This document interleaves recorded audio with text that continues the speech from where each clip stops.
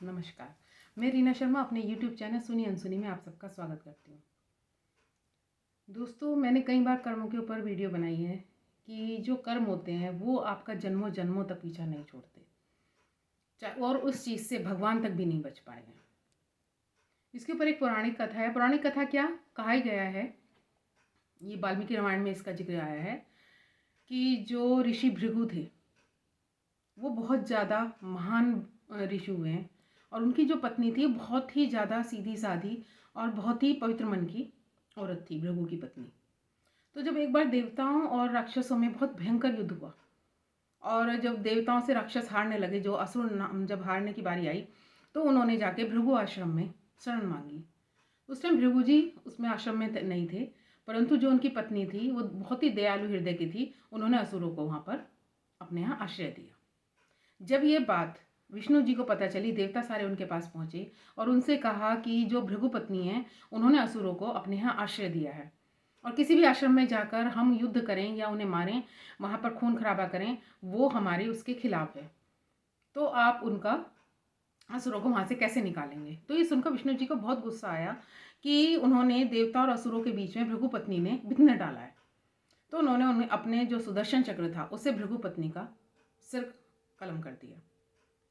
और जब भृगु पत्नी का जब उनका सिर उनसे धड़ से अलग हो गया, तभी वहाँ पे भृगु ऋषि आए वहाँ पे और ये देख के उन्हें बहुत क्रोध हुआ कि भाई इनकी हिम्मत कैसे हुई विष्णु जी की कि उन्होंने मेरी पत्नी का मुझसे बिना किसी अपराध के, उसने एक दया ही तो दिखाई थी, बिना किसी अपराध के बिना सोचे समझे उन्होंने मुझे मेरी पत्नी से विरह कर दिया और वियोग मुझे अब ये सहना पड़ेगा।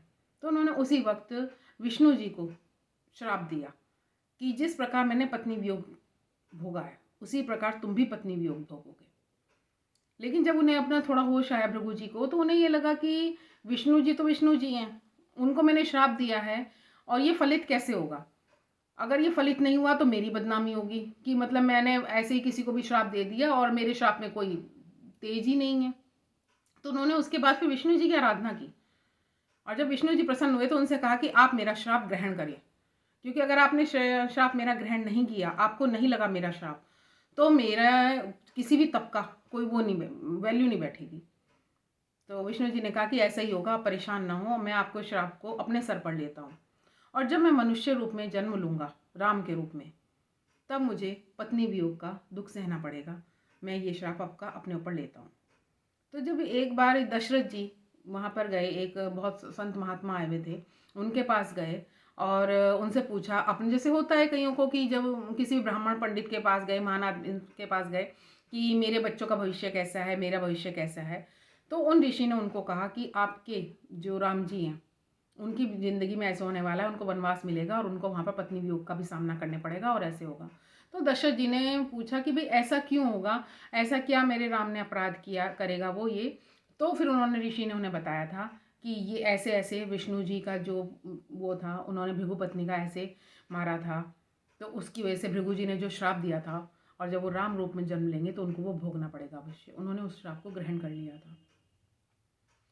तो जो भगवान है, चाहे एक आम इंसान है जो मनुष्य रूप में जन्म लेता है, वो अपने कर्मों का फल भुगतता ही है, चाहे अच्छे हों चाहे बुरे हों। किसी वजह से अगर वो इस जन्म में अपने कर्मों को नहीं भुगत पाया तो वो उसको अगले जन्म में मिलेंगे। वो अच्छे किए हैं तो अच्छे कर्मों का फल और बुरे करे हैं तो बुरे कर्मों का फल।